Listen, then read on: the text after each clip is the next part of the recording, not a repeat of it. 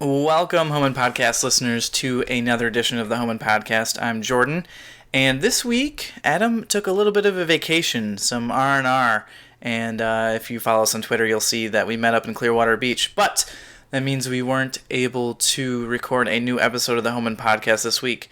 But we're not going to leave you hanging. We produce something for you every Wednesday, and this Wednesday, we wanted to port over a special episode near and dear to our hearts that you can find on Patreon, but we're going to also put it here.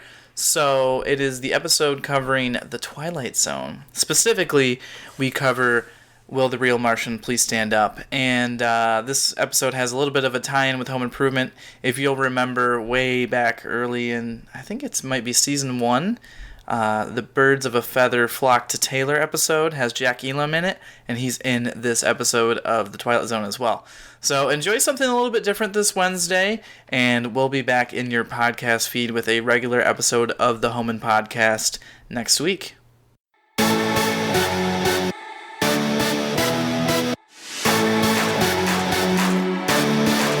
that roast beef was good, wasn't it? Home and Podcast After Dark starts now. Hello, patrons of Home and Podcast, and welcome to Home and Podcast After Dark, a Home and Podcast podcast. My name is Adam, and you all know my co-host, Jordan. Jordan, say Home and Podcast again. Say Home and Podcast one more time. I thought you were going to come up with a Rod Serling type opening. Thought about it, but decided... But you've recorded too many podcasts this week. Yeah, this is our third one this week, and I'm still kind of sick, so... But... You know what? I'm here to talk about my all-time favorite show. Oh my goodness. That's The Twilight Zone. Specifically, what episode are we covering today, Jordan? Will the Real Martian Please Stand Up? And why are we covering that episode, Jordan? Oh, because I like Eminem so much. Oh, man. Okay, I was like, what are you talking about? All right, but why are we really covering it? Because Jack Elam was in one episode of Home Improvement, and so it's tangentially related, but mostly... because we both like the show a lot, I think. Yeah, we only need a tangential kind of association to this. Jack Elam was in an episode of Home Improvement called Birds of a Feather Flock to Taylor.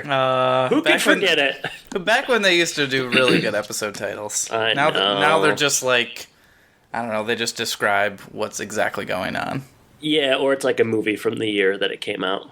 Yeah, this is much better. So, yeah, that was a good episode. I think we both liked it. It had Jack Elam. It had, what's the other guy's name? Ernest Borgnine. Ernest Borgnine. Yeah, and we enjoyed them. Jack Elam, not quite as wily in that episode as he is in this TV show, but it's funny because still a character. In that episode, I think he's the actual age he's playing in the Twilight Zone episode we're talking today.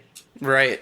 Because, I mean, he's only 41 in real life when this Twilight Zone episode was filmed, and they keep calling him Old Man. So, I know. Yeah. Back in that day, the 60s when this aired, if you made it to 49, you were an old man. I think the life expectancy was 50, right? Yeah, something like that, sure. I mean, hey, don't fact check us though. Talk about the Twilight Zone. I tell you what, that sounds pretty scary. Jordan, you want to talk about the Twilight Zone in a broad sense. Boy, do I. So I'll start. Twilight Zone is a show I grew up with. My dad loved the Twilight Zone, which in turn made me love the Twilight Zone. When I think of it, I think of 4th of July. I think of New Year's Eve, and I think of the marathons. And before streaming and DVDs and stuff, that was really the only way you could see the episodes. So I would really look forward to those days throughout the year. And it started off when I was young. I was kind of afraid of Rod Serling, the Twilight Zone, and the theme music sort of scared me, but it was like a morbid curiosity. And then as I got older, man, I just love it. I probably know more about the Twilight Zone than most TV shows, and I would have used to have said Seinfeld was kind of the show I knew the most about, but I bet it's a Twilight Zone now, which, hey, lower your expectations for this episode. I don't know why I'm saying that. But I've read a couple books. I'm reading a book on the Twilight Zone movie right now, in fact. I just started it yesterday, so kind of timely. But yeah, I love it. I love it. I really like anthology shows in general. Yeah. I wish we were sometimes doing a podcast on an anthology show. We talked about it, We tried to... I mean, I think actually, we're going to maybe mention the Twilight Pwn here, which is a podcast that we both loved about the Twilight Zone. Yes. I think we would have actually preferred to do the Twilight Zone as our podcast, but there were already 3 or 4 really good ones out there. John and Fred, the Twilight Pwn guys, they're very good. So you can't top something that is as good as that. But I love the Twilight Pwn and the Twilight Zone. I probably listened to every episode of the Pwn 2 times, I would say, maybe. Wow. Yeah, I have a lot of spare time. I was gonna say I don't have a kid. So it's true. It's true.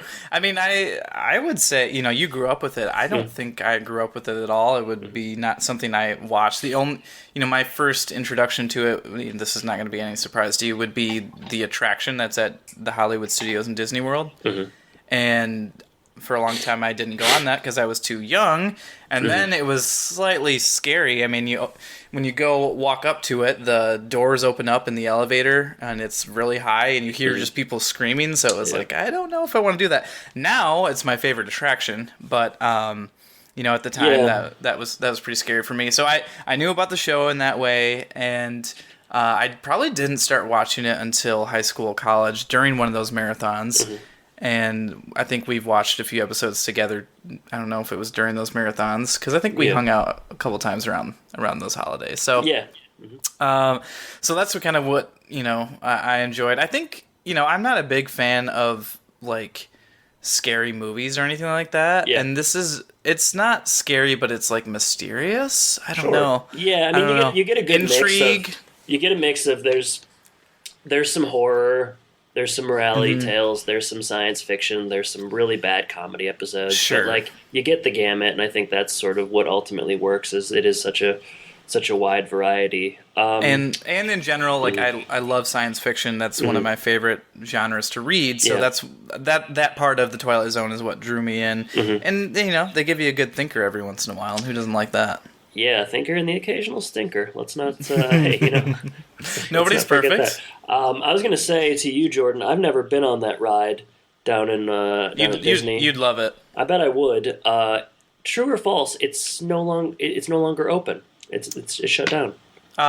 False. So in the California park, they are kind of rebranding it to be a Marvel thing, but in Orlando. Yeah, what isn't being rebranded as a Marvel thing? God, as if I don't hate those movies enough. Well, at least they own Marvel. They have to pay royalties for the Twilight Zone type stuff. So that's part of the reason. But they're turning it into like Captain Marvel's Tower of Terror. And, I don't know what they're doing, but. Yeah, I think it's like a Guardians of... Actually, no, it's a Guardians of Galaxy. It's like Breakout, so it's from the first movie type of situation. I do kind of like Guardians of the Galaxy, at least. But now you come back around. Yeah. But I remember hearing that, and I was like, oh, they better not change it in Florida, because it's like the perfect attraction for the show. It's so good. I watched a YouTube video of someone on it once, so I kind of get the experience. Yeah, it's the same. You don't even need to come back down here then. I get it. Yeah. So, the show, obviously, something we both love, so that makes this a fun episode for us to cover for Patreons. And we should say, thank you. Thank you, patrons, for supporting us and keeping the dream alive and helping us just to keep the files on the cloud and all that good stuff that would be harder to do without you guys. So, hopefully you enjoyed this episode. Hopefully you tell your friends about how great this episode is, and we just want to say thank you. So, yeah, we do want to say thank you. Of my top 5 Twilight Zone episodes, I think that this is one of my favorites. This is in my top 5, and I bet I've seen this one. Either this or Eye of the Beholder. I've probably seen more than any other episode. So, but you know what? Nevertheless, it was a joy to revisit this morning, I gotta say. Yeah, it doesn't get old. Do you want to talk real briefly, just list like some of your favorite episodes of the Twilight Zone? I was just texting my dad about this the other day, because You and your dad have cool text conversations. My dad texts me so much. Less lately. So maybe I should text it. But maybe he might be mad at me about something. He texts me just like links to things all the time, and often he sent me like the same like Rod Serling YouTube video on censor. Like Rod Serling hated like censorship, and he sent me like the same video on that a million times. But are you trying to censor your dad? Is that what he sent it to you? I don't think so. But maybe, I don't know. I bought him a cool Twilight Zone shirt for Christmas, actually. But what was I talking about? Oh yeah, I was texting my dad, and he asked me recently what my top 5 were, and I think off the dome, I know my favorite episode of all time is Walking Distance. Okay. This would be in there. This what is the title? I'm blanking on the one. Well, It's Will the Real Martian Please Stand Up. Yep. I gotta say, Monsters Are Due on Maple Street is a very top. similar to this one, It too. It is very similar. Beyond that, I'd probably say Nightmare at 20,000 Feet, and I mean, I'll leave Eye of the Beholder out, and I'll say the Christmas Night of the Meek, the Christmas episode with the drunk Santa. Those are probably my top 5. So yeah, those are good. I mean, I think we'd have some crossover just for throwing some difference in there. Yeah. Eye of the Beholder's good. Time Enough at Last is good. I like Willoughby, which is a little bit like Walking Distance. It is. Yeah, they're pretty similar. Yeah. The Obsolete Man I enjoy. Mm-hmm. Also, To Serve Man. That's a classic as well. So Indeed, yeah. There's far more good ones than bad ones. Yeah, like I said, the only really bad, like The Mighty Casey is. I don't know if you've ever seen that one. It's about like a baseball robot that's a pitcher. Oh my gosh, it's terrible. You should watch it. It's so bad. I love the premise. That's there's also amazing. a Shakespeare send-up called The Bard, which is pretty awful, but it does have a really young Burt Reynolds in it, which is kind of cool. So yeah. Interesting. Sorry. Patrons, you don't pay to hear me cough. I apologize, but this is unedited, unfiltered. So well, your money is going to help Adam get health insurance. So I do have it. Don't feel that bad for us. So the show. This one was written by Rod Serling. He wrote. I have 71 of the original 156 episodes. It's crazy. Yeah, he was really burned out by the end. And some of the ideas near the end, it kind of shows that he was running out. He is also kind of famous for recycling a lot of ideas. So you'll see a couple different Twilight Zone episodes. Good. Why not throw them out there again? I mean, like you said, like Willoughby and Walking Distance are pretty similar, and then there's a couple ones with like tiny robot aliens and things like that. But yeah, I mean, he put a lot of. I mean, this was his show. I don't mind that though. I actually, I mean, it's interesting to me to have like a similar story that I like, but in a different way. Yeah. I don't know. So it makes it good for comparison on like papers in school. For sure. Oh yeah, definitely. Yeah. I don't know, but this one, season 2 of the Twilight Zone, episode 28, directed by Montgomery Pittman. Written by Rod Serling. Do you want to know the production code? I don't think so. I don't think so. Sorry. May 26, 1961. So that was the original air date. What do we? I mean, we don't do walkthroughs necessarily, but we can talk. Yeah, I mean, like let's use. It's not an overly complex episode. It's pretty much a bottle episode. Things more or less take place in one. I mean, ultimately, I suppose there's 2 settings. Is this basically El Camino Christmas? I mean, I feel like that had more settings than it kind of posited initially. I feel like there was several, but yeah, I mean, this is more. I like El Camino Christmas a little more than this, but no. Just kidding. No, I mean, like you get a couple settings and stuff, so it's not overly complex. There's only like 8 or 9 people in the actual show, so that's what I like about it. It's a really kind of simple story, effectively told. I was thinking today that I could see it being like on stage, Yeah. It would make a good stage play. But, yeah, we can walk through it, Jordan. I would say, I guess, when you want to start, the beginning is as good a place as any. So we start, it's 2, I guess, state troopers, cops are somewhere in, I don't know that we know the setting. I imagine Midwest for whatever reason.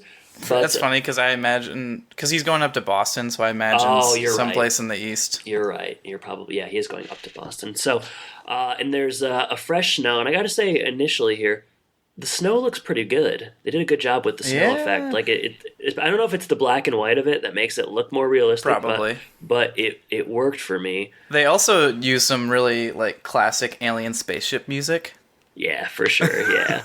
So something was called in, and these guys got a report of a UFO, and they're there to investigate the scene of the crime. They don't see much initially until there are some tracks that they see leading across a pond to a diner. Oh man, so we got something fishy going on in that diner. I like just when it started. Sure. So it's pretty strange situation, right? You see something weird came out of the sky, crashed into the lake. I'd be a little freaked out probably. Yeah. And they even like talk about UFOs. But then one of the troopers just makes a joke. So and he just keeps a sense of humor. So I really appreciate that. They are pretty chill about the whole thing.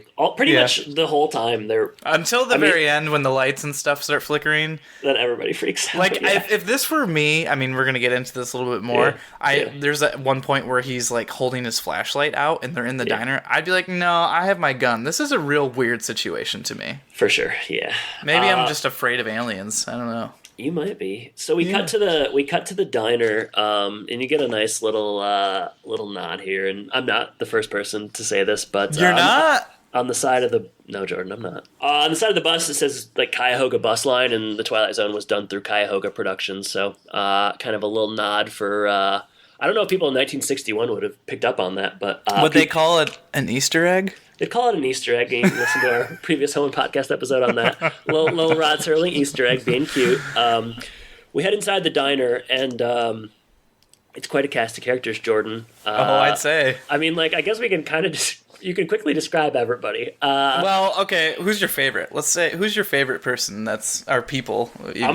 Let's just go through quickly. You got, all right, you got Jack Elam playing Avery, who is old crazy red herring. He's the red herring. If you're not, they want you to think this guy's the alien so bad. You got Haley the bartender, played by Barney Phillips. You got the business they call him, what do they call him at the end? Dandy. They call him a dandy. Yeah, the dandy. That's not what I think of when I think dandy, but sure. John Hoyt plays Ross, and how would you describe him? He's very crotchety. He's a no-nonsense businessman who wants to get to his destination. Yeah, okay. You got real rich. You got a young couple. You got they're so in love, that young couple. Yeah, I got something to say about that. You got an old couple, older. Not so much in love, I don't think. Yeah, also the old couple, the guy in the old couple, he's the guy from Home Alone that Kevin's mom tries to convince them to give them her tickets, and he's she's trying to give the calculator and the pocket watch, and he's the guy that's she's got a whole shoebox full of them dangly ones. He isn't into her getting the earrings. You know what I'm talking about? Oh boy, I don't watch Home Alone as much as you, but you certainly know everyone who's been in that movie. Yeah, he's also spot them 30 years earlier. He's in a Seinfeld episode too. Okay. But yeah, next time you watch Home Alone, he's the guy at the airport. Okay. We got, and then there's the bus driver, and then there is the dancer. And in Twilight Zone speak, dancer always means stripper, FYI. So she's her boobs are hanging out. That's for sure. Yeah. So that's the crew. Here's the problem. We go in there. Bus driver says there were only 6 people on my bus. There are 7 people in here. So it's safe to assume that one person in here is the alien that landed and crossed the pond, I guess, lake, whatever, and is inside. So we have an imposter in the midst. And how are we going to find out who it is? So you want to know my favorite person? Is that what you want? Yeah, to who? Well, yeah, my favorite. I like the bartender the best. Yeah, Haley the bartender. Yeah, he's just a chummy type. Beyond that, Jack Elam is pretty unhinged. So I guess that's fun. Out of control. All he does, what probably was fun to play. He sounds like a chicken that can talk. Basically, he does. The worst, I'd say the young couple's pretty. The acting is just sort of brutal. Yeah. So they're probably my least favorite. What about you? Yeah, they're not great, and they're just over in the back of the diner, snuggling. They kind of know. I think Serling kind of knew. Maybe he didn't have two great actors on his hands there. You give him a lot of play. Keep him out of the spotlight. But I think Connie is the girl's name. She throws her young husband under the bus right away. That's hilarious. So, if I'm poking holes in this, and basically what follows is, a lot of paranoia. Eventually, the troopers explain that they think there's an alien in there, which maybe a mistake. Yeah, Like, probably not a great idea. Like, yeah. The other thing that I don't love about this episode, which I would not have remembered, is they really explain what's going on. There's like, it's very heavy-handed where they're like, they're just talking about, well, there might, then we went to the bus, but there's no, so it's just like, we get what's going on here. You don't have to really talk through the whole thing. I feel like that is just like television of the 60s. Like, they didn't have a lot of faith in the audience. Like, they really like, there's a famous scene at the end of I don't know, have you ever seen Psycho? Probably you have. Oh, it's been a really long time. But there's like a scene at the end of Hitchcock's Psycho where like you've watched the whole movie and then there's like a doctor that comes in and explains the whole movie back to you. And it's like, okay, well, we just watched it, so like I don't need you to like, we saw everything that just happened. So it's kind of like that. Like, they just didn't believe that audiences had a lot of, I don't know, the fortitude to take things in. But yeah, I agree with you. I think the paranoia sets in, and there's flickering lights, and there's jukebox goes on and off, and you know, everyone is kind of skeptical of everyone else. But the funny thing is like, these couples turn on each other so fast. Like, this young couple that just got married, this girl's like, I never noticed you had a mole before. Like, hey, like, if you're gonna turn on me that quickly, like, this marriage is not gonna work. Oh man, that's so like, good. Like, and then the older couple does the same thing where I think in both cases it's the women turning on the men. Where this couple that's been married a long time, and she is like skeptical that her husband is like the older lady just wants to get divorced. She's so sick of her husband, you know? She's like, take this guy away, please. She's loving that cigarette. But like, the young couple, that girl turns on him so fast because she wasn't sure about a mole. Like, hey, if you're going to accuse me of being an alien, be a little more sure than that, okay? Yeah. My other thought is that, like, they're pretty, like, if someone told me that there was for sure an alien in this diner, I'd kind of be a little freaked out. These people are pretty calm. Well, until things like start going haywire towards the end, but they're just like, I think immediately I'd be pretty on edge, and they're just kind of like, well, we can't count how many people, or this guy, you know, he doesn't have a passenger manifest or whatever for his bus. Or my beef, that doesn't bother me as much because, like, I don't know, I feel like you love aliens, that's why. I love aliens, yeah. No, I felt like, at least when the jukebox stuff and the lights went out, people were kind of freaked out then. But my beef is, so you got this bus driver, and he, like, you know, there's 6 people, and, like, he doesn't know which 6 people. Like, 6 people, I could remember 6 faces on a bus. I was going to ask you about this. The whole conceit is, like, there's a person, one of the 7 people, like, there were 6 on the bus, one wasn't. Like, if I'm on a bus with 6 people, I mean, I guess you could say it's dark out and they couldn't see, but, like, I could probably tell you 6 people on a bus. That's not a lot of faces to remember. You get up towards double digits maybe, and then it becomes a little bit harder. But, like, especially this bus driver who did a head count, like, come on, man, you should probably know. And he's so adamant that he knows how many people are on the bus, but he doesn't know their faces or anything. It's a bit strange. Yeah, but those are I'm done poking, and this is only because I've seen this episode like 30 times. I wouldn't talk about this the first time I've seen it. But. No, I mean, like. And then, you know, like, it's a lot of paranoia. You got Jack Elam just, like, going... He's feeding the fire. He's going, like, he's feeling the fire. He kind of takes the whole thing as a joke. You got the dandy. What is a dandy? Is that something I should or shouldn't be saying? No, it's fine. It's basically someone who's, like, dressed really well or fancy. That maybe you'd be called a dandy by some people you work with. Maybe my coworkers would call me a dandy. A dandy is a man who places particular importance upon physical appearance, refined language, and leisurely hobbies. You know, that does sound like me. I love leisurely hobbies. Yes, you do. There's a dandy comic book series. Know what I'm getting you for your birthday. So there's, you know, he's very crotchety. Like, and I mean, like, we'll get to the end, like, who the alien is. He is a little too upset by the whole thing. You know, like... He's got places to go. He does place an importance on getting to Boston, as you said. Barney Phillips is pretty chill, the bartender. The troopers are relatively chill. The couples don't really matter, except for when they turn on each other. And the bus driver is just trying to get with the dancer. So. And they end up at the same table later. They're not initially at the same table, so... She's the only person he noticed. Of course. She don't mind hearing that either, I'll tell you. You know what I really like about that? Haley, the store owner? Yeah. He sells apple pie for 15 cents. That's my type of guy. So cheap, yeah. I know. I was looking at the sign. I think they had like a hot soup on special that day. Looked pretty good to me. Hot cake, 60 cents. I wrote down some other things. Oh, really? Okay. When they check out, you have 14 cups of coffee for $1.40. $1.40. Well, that is you're meant to like when you hear that, you're supposed to think like, oh, that's a little abnormal. That's the alien. I mean, the alien guy drank 14 cups of coffee. Well, there you go. So like when he checks out, like we're supposed to hear that and think like, huh, that's a little bit weird. But okay, so like we get to the end. Something we didn't set up in the beginning is there's concern about this bridge. And they do a good job. Like they do a good job of setting that up. Like before they even go in the diner, and the concern is that the reason they're in the diner anyways is because the bridge is maybe not ready.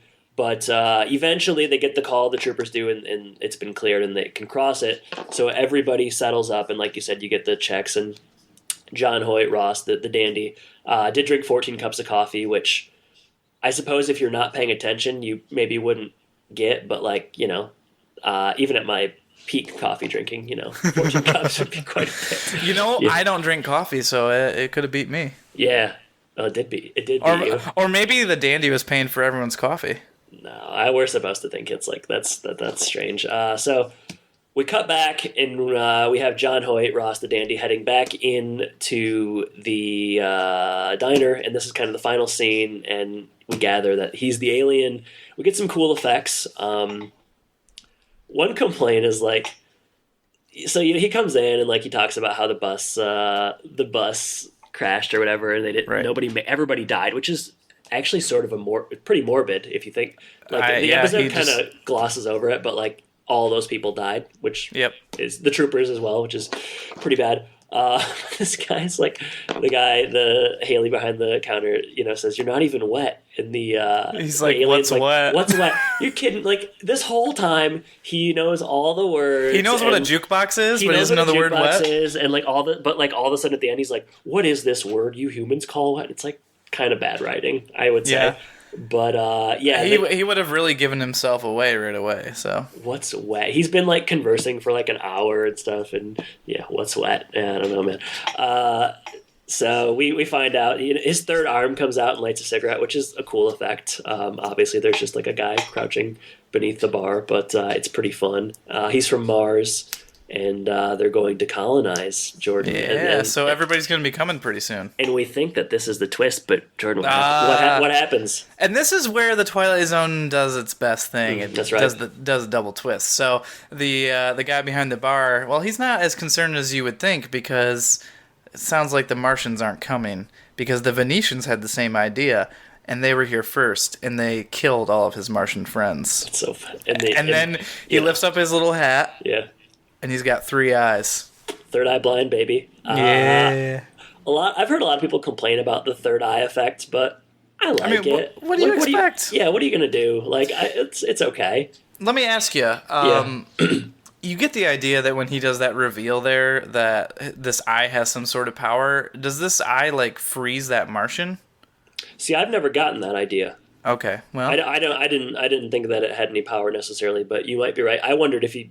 Like, do we assume, is he just going to kill this guy? Is that that's what I assumed it was going to happen. I thought, like, when he does that reveal, this guy is screwed, basically. Maybe, go watch that last 2 minutes and see what you think. Yeah, it's definitely on YouTube. How long has he been there, Years?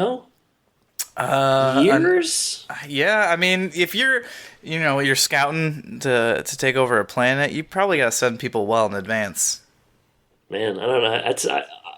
People on Venus don't know what this guy's living large down on Earth. He says earlier in the show, like he likes serving people and paying his taxes. So it does kind of seem like an alien pretending to be a good American. I just like doing my job and paying taxes. He just bought in right away. Yes, that's nice. Do you think? Go ahead. Sorry. Do you think this Venetian, there was somebody who owned the store and then he like killed him? Yeah, and then kind of took over his persona. I do think that. Yeah. I like Rod's final closing kind of gamut here where he says that the guy looks like he was born with a spatula in his hand. I have it right here, so I'll read it. Incident on a small island, to be believed or disbelieved. However, if a sour-faced dandy named Ross, or a big, good-natured counterman who handles a spatula as if it had been born with one in his mouth, if either of these two entities walk onto your premises, you'd better hold their hands, all three of them, or check the color of their eyes, all three of them. The gentleman in question might try to pull you into the Twilight Zone. So I like the born with a spatula in his mouth. I'm not holding the guy's 3 hands if he's going to pull me into the Twilight Zone. I tell you what, it's too scary. Yeah, I'm not holding that dandy's 3 hands. Heck no, get out of there as fast as possible. But I mean, yeah, that's the episode, and it's pretty. It's to me, it's as good as it gets. It's one of my favorite endings. It's appropriately cheesy, but I think it's a lot of fun. Yeah, I think the whole episode, obviously is leading up to that kind of reveal and twist there. So I wonder if it's one of those things where we were talking to Billy Ryback, and he talked about how one episode he had the ending and worked his way backwards. I kind of wonder if that's how this one worked out. That's a good one. That's a good question. Yeah, maybe. I would bet that he had that pretty early on, because the diner guy, Haley. Like, he's very, like, milquetoast throughout, Like, he's purposely, like, kind of, like, he's a good guy, a little too good. Everybody else kind of has their faults, I would say, maybe except the troopers, but, like, he's just, like, steady, all-American, paying my taxes and doing my job. Yeah. So. I think this episode's interesting because, I mean, you could have, this is a short episode, and all these episodes are pretty short. You could... I feel like you could have more tension built if you, like, watch the bus go up to the bridge and all that stuff go on or whatever. Yeah. But, it also is kind of a testament to what you can do with a story with, like, no special effects. They just have literally a diner set and, like, a plastic eye. And that's all they use. So, and they're able to tell this kind of compelling story with some twists and turns in suspense as well.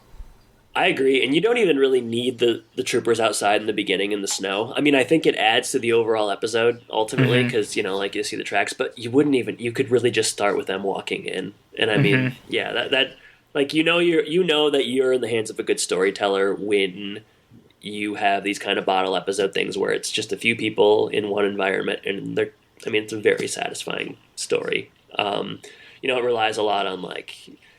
Character traits and sort of stereotypes and whatever, but like very, very effective for my money. So absolutely. What do you want to talk about next? Do you want to talk about IMDb reviews and what they... I just had one kind of interesting story that I thought you might get a kick out of. I mean, maybe everybody will, but so John Hoyt, Ross, who plays the dandy, my dad once saw him in person. All right, you with me? And he had 3 hands. He had 3 hands at a restaurant. At Houghton Lake. At the top of the hill where your wife's parents owned a place and my parents had a cabin. He was at that. It was like, I think it was called Bunker's Restaurant, and then it was like Vito's Pizza, but like way back in the day, it was another restaurant. And my dad just like randomly saw that guy at that restaurant because he was doing a play at Houghton Lake. Isn't that crazy? Wow, that's insane. Yeah, I mean, like, it probably doesn't, you have to, like, be at Houghton Lake and kind of get the environment and see that restaurant to, like, get the, the full effect of the story, but, like, it's pretty bizarre. Did he talk to him? No, my dad said he was studying his lines, like, alone at a table, and my dad didn't want to go up to him, but he recognized Did he go him. see the play? No. Oh, come on, Brad. But, he told me the story, so that's something. Oh, well, there you go. It lives in that way. So, that's interesting. Isn't that crazy? I didn't realize they put on plays at Houghton Lake. There's a lot I didn't know. Jordan, there's the Roscommon Playhouse is, renowned up there, so I don't know. Get some culture. So renowned that I never heard of it. They got John Hoyt, Jordan, If dandies like John Hoyt are going up there, then I should know about it. John Hoyt had a kind of nice career. I was looking at his IMDb today. Yeah. He's in Spartacus. It's loading, but I'm going to tell you more. He lived to be 86. That ain't bad. Spartacus, Cleopatra, When Worlds Collide. This, he's good. He's good. There you go. Pretty good. Attack of the Puppet People. I like that one. Well, it sounds like something we should cover. It doesn't sound bad, does it? No. But yeah, we can talk about ratings right now if you want. Sure. All right. Well, I've got IMDb here. given an 8.8 out of 10 on IMDb, which I don't think we ever see anything really reach up there in the home improvement stratosphere. No, it also has like thousands of votes. Home improvement episodes get like 90. Man, there's 4 critics have reviewed this on here and 25 user reviews, so Okay. maybe I'll pick one. Maybe we should start reviewing, consider ourselves critics and do user reviews on IMDb, maybe. Let's go. I picked up the Twilight Zone Vortex. Okay. What do they say? Let's see. Cast, crew, narration, summary. Oh boy, this is too long. So I take it you didn't have this prepared. Oh, no. They gave it a B. Okay. What? Highly enjoyable, entertaining episode that has a surprisingly high rewatch value. Why would it be surprised if it's a highly enjoyable and entertaining? It comes highly recommended as it might be the most successfully episode of... Wow, we should probably get them to edit this a little bit. Mm-hmm. That also includes a broad amount of comedy. Was there a lot of comedy? I mean, just Jack Elam. Yeah, I guess if you'd call that. It's successful because unlike in previous comedic episodes of the show, Serling spices the script with enough suspense. This isn't a comedic episode though. It's an episode with comedy. It's not like a comedy episode. That's not right. Quick pace, fun makeup effects. It's effective to introduce younger viewers to the series. It's an interesting... I mean, I guess the Twilight Zone is never... I think what works about the Twilight Zone is that younger people can kind of watch it and more or less be okay. That's probably what I liked about it, because it's never... you get the Nightmare at 20,000 Feet or the monster on the wing, which everybody makes fun of, but I think is actually kind of scary. But you don't get a lot of stuff like that. Like the Dummy episode is sort of scary as well. But yeah, I mean, it is a show that like kids can kind of safely watch, generally speaking. Yeah, I would agree. Do you want to... Let's see if we can find like the worst IMDb rating. Yeah, I like hearing them. Give me a couple more. We can riff off them. I'm enjoying hearing this. Oh, let's see. 4 out of 10. Jeez, Let's see what B. Kogan Bling on... Let's see. Serviceable food for the weary traveler. The Twilight Zone episode has no real guest stars. Oh, come on. Okay, I disagree. Yeah, just an ensemble of recognizable character actors in a story that takes place, for the most part, in some roadside hash house where Barney Phillips serves up serviceable food for the weary traveler. How dare you, sir? Yeah, I don't know. I don't agree with that, but... Yeah. Bus pulls in, blah, blah, blah. Incidents happen. More I won't say. Something does in fact happen to the bus, but that's not the end of the story. One of the passengers is indeed an alien, but he has a surprise coming himself. Not one of the better Twilight Zone episodes, though I will say Jack Elam delivers a fine performance as an inebriated old sot of a passenger. I didn't get the idea that he's drunk. No, I don't either. I think he's crazy. Yeah. Yeah. He's also just a crazy person. I feel like that person is in the minority. Most people view this as being one of the top 10, I would say. Yeah, I just wanted to read somebody who didn't like it. Yeah, and see what they said. How about a 10 out of 10? Let's see. This episode is on my Netflix recommendation list. This is by Matt Kratz. It's a good example of great writing, terrific ensemble work, and a fantastic surprise ending. Troopers respond to a call that a UFO has crashed into the lake. Extra person there, blah, blah, blah. This is entertaining, and I will keep you guessing until the very end, and you will be totally surprised by the ending. I won't reveal it. The guy who plays the edgy businessman later played the grandfather in Give Me a Break. This is a classic example of how great this show was. Yeah, I agree. I like that one. I pulled up an article here from AV Club written by Todd Vanderwolf, who is a cultural writer I kind of like, but he gave the episode an A, and here are some of his... AV Club does like stray observations at the end, and there's just 3 of them, so I'll read them quickly. Stray observation 1. Somehow the Venetian's giant unblinking third eye in his forehead makes him even more creepy. It could just look like a bad makeup effect. Instead, it enhances the episode and adds to its paranoia. I would tend to agree. I like it. Mm-hmm. The only character I'm not totally sold on is the nice woman sitting in the corner. She's not bad, but she's not as vivid as the other types, and any attempts to make us suspect she's the Martian fell flat.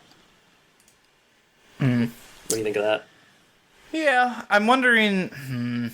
So if I were to think which one of these is obviously not the Martian, I guess I would say the bus driver. Yeah, but... I mean, Yeah. The It's bus hard driver and Jack Elam Go ahead. have like a thing going on, and Yeah. they just kind of laugh to each other. So I don't know. I mean, like, I guess if I'm trying to put myself in the context of that and think like who I would have thought the Martian is. I mean, you can't think it's Elam because it's just like too obvious. So I probably would have. I don't know. Maybe I'm being arrogant, but I think I would have predicted that it was the dandy. Perhaps. Yeah. I was watching it with my mom since she's down here. Yeah. And she thought initially right away that it was the guy behind the counter, Haley. Yeah. Which, because like I said earlier, because he is so like vanilla, I guess. Mm-hmm. And I just have one more observation here. Most Alien Invasion tales open with the big shock and awe campaign that drives us underground. I like that this one begins with the little communities that seek to eat away our larger one from within. Nicely done stuff. So yeah, just interesting kind of stuff. yeah.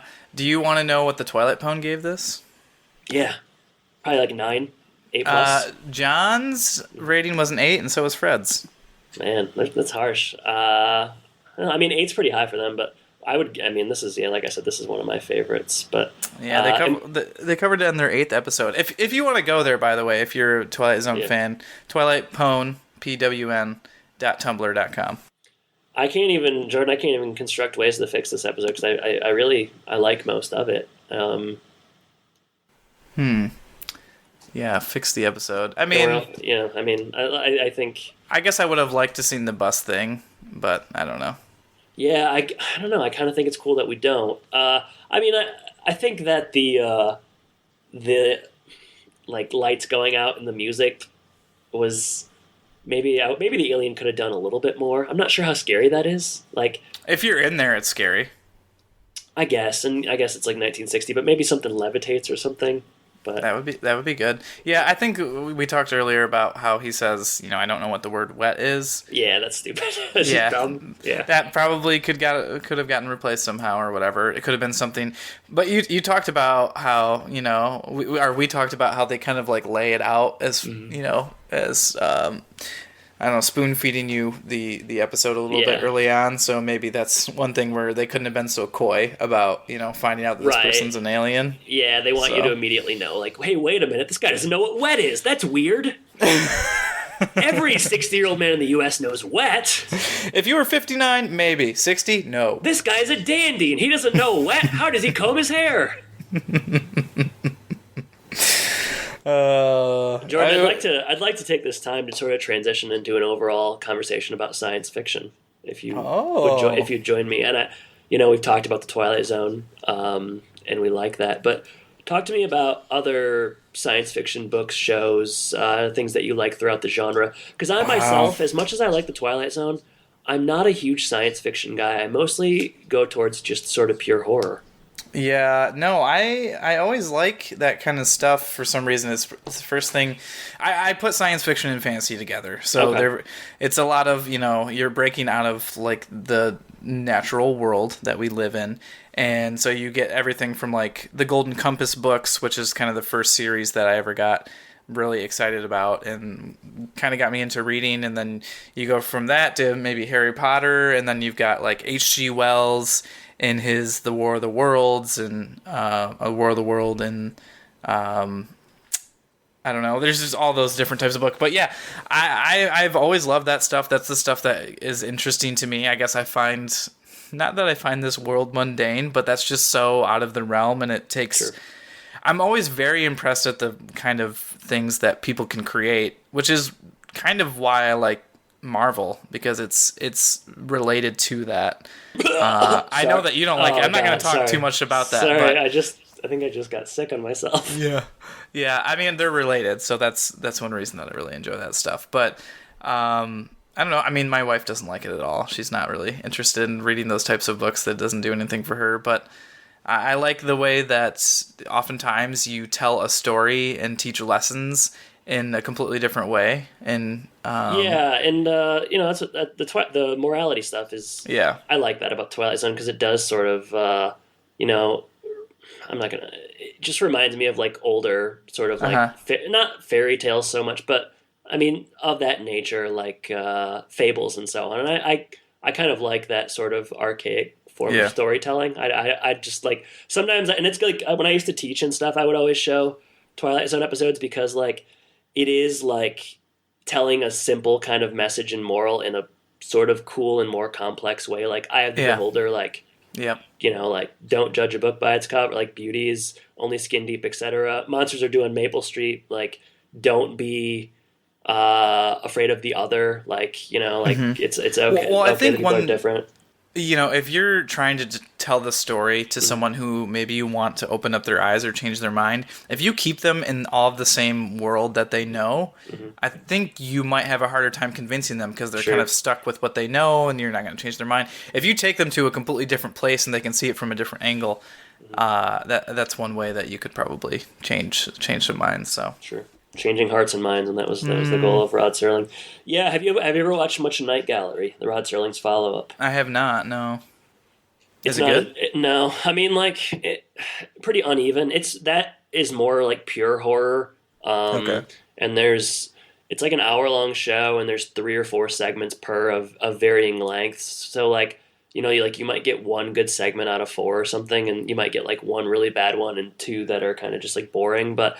The conceit is cool. I don't know if do you know about the conceit? Like basically, he's like it's kind of similar to the Twilight Zone in that like he's the host or narrator, and it starts out like he's the curator at a museum, and he'll stand in front of a painting and he'll like describe it, and it will relate to the episode, and then like he'll get in and talk about like this painting is called blank, and then it goes into the segment, and there'll be like 3 or 4 paintings per episode. Probably sounds cooler than it actually is, but every once in a while you get kind of a scary one, and it used to be on Hulu. I don't know if it still is because it's just not quite as popular. Right. Yeah, we looked at, when we first started the podcast, we thought, okay, we were thinking like Hitchcock, maybe there was some anthology series going on there, stuff like that, things related, and we didn't settle on that, but I think we both really like this type of show. Maybe you don't like that type of literature quite yet. No, I don't like fantasy stuff to speak of, really. I just like the real world. Sorry. No, I don't know why. Just too abstract for me. I don't know. I remember when you said you read The Golden Compass, and I remember when you were reading that vividly all those years ago, and I think it's a little bit sad that you were 17 when you first got into reading, but that's never mind. I guess I've made up for it now. I was too busy doing other things, I guess. I don't know. You're too busy hanging out at bowling alleys doing hot dog jokes. Well, it still holds up, I'd say. Jordan, would you recommend this to fans of Home Improvement? Why or why not? Oh boy. It feels like such a different audience to me. It's disparate, yeah. I mean, I would recommend it to anybody because I love it so much. I think you said something that's interesting where it's kind of, it's not like fluffy, but it is family friendly in a way that shows like this now probably aren't. Right. They get maybe a little too gory, or I think a lot of people think of Black Mirror as like today's Twilight Zone, and that's obviously way more raunchy and stuff. So Black Mirror, I liked it at first. Have you watched any of it? I've watched 1 episode, and that was it. I watched like the first 3 seasons, but then it's just like, I don't know. The Twilight Zone works because like, I don't know, like Black Mirror, like no one's likable, and it's always just kind of like, what if cell phones became too important? And it's like, well, they're kind of already there. And it's just like sort of it's kind of just like depressing to me. And like, I don't know, like Twilight Zone is kind of whimsical and fun. Like Black Mirror is never fun. Like you get to the end of a Black Mirror episode and you're just like, man, I want to go somewhere else. I know, like it just makes me want to curl up in a ball and kind of cry. So like, yeah, I think that, I don't know why Black Mirror gets the Twilight Zone comparison. I guess because it's like a statement on our times, but like, Twilight Zone really wasn't a statement on the 60s, like it was just like a statement on mankind in general. So, yeah. I mean, maybe sometimes it touched on stuff that was happening. Yeah, every once in a while, sure. But have you seen the promo information about the Twilight Zone coming back with Jordan Peele? Oh yeah, man, I've seen the trailers. I don't know. They did an 80s Twilight Zone. I've seen a little bit of that. They did 2000s, early 2000s Twilight Zone. I've seen a little bit of that. It's not something that you can really replicate. I think the other versions have not been, not that they are trying to replicate, but even trying to be something on their own, I don't think they've been that successful. But Jordan Peele's done some good stuff. Get Out was great. Us, the upcoming horror movie people seem to think is really good. So I mean, he's as good a person as any. But I don't know. I'm a little dubious. I'm worried it's going to be too much like Black Mirror. And I was going to say, do you think it's going to just err towards the side of horror since he is such a prolific horror? Maybe, and that would be okay with me. I just I don't need a bunch of technology stuff. Like I don't know. Maybe I'm just tired of that, and and it might just be me because like maybe it just depresses me. But like if it's just a bunch of stuff about how like technology is, bringing us all apart and like et cetera, like that's not that fun for me to watch. So I like a lot of the talent involved, and the promos have been cool. You get like some cool like Easter eggs and stuff in there. I mean, I guess I got to subscribe to CBS All Access, which kind of sucks, but I don't want to miss out. So they probably got a free trial for you. Yeah, so that's right. Start there and move on from there. Yeah, I haven't watched any of the promos really. I just saw that it was coming, so I'll have to take a look at that. But yeah, I mean, I guess as far as technology stuff goes, maybe you do have to have like 1 or 2 episodes, but to make it every single episode would be very annoying. Yeah, I know. Yeah, and as an anthology, like, hopefully we'll get a wide variety. You can't get a lot from the promos. It's hard to tell what's going to happen. Yeah. But I think like I said, I think he's as good a person as any, and I think most people feel that way. So hopefully they wouldn't do it unless they feel like they have some good stories to tell. Otherwise, it's just kind of a waste of time.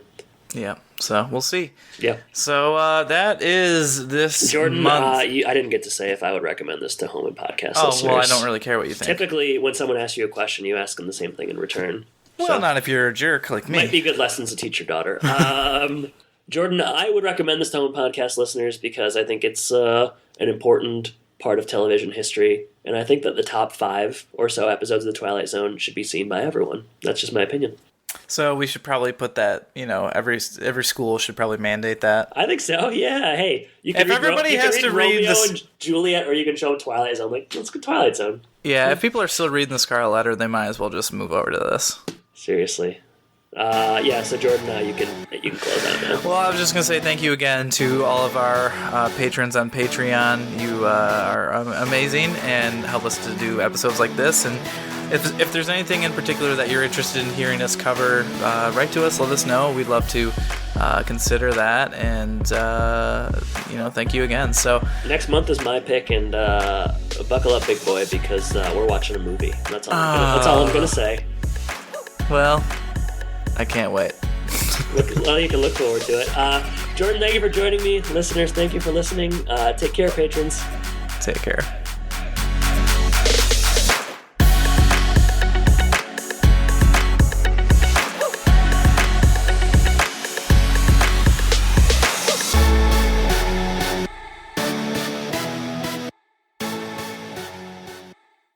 All right, I hope you enjoyed something a little bit different on this episode of the Homan Podcast. Again, if you want all the bonus episodes that we do, go to patreon.com/Homan Podcast. And next week we will be back with our regular home improvement episodes. Take care, everybody.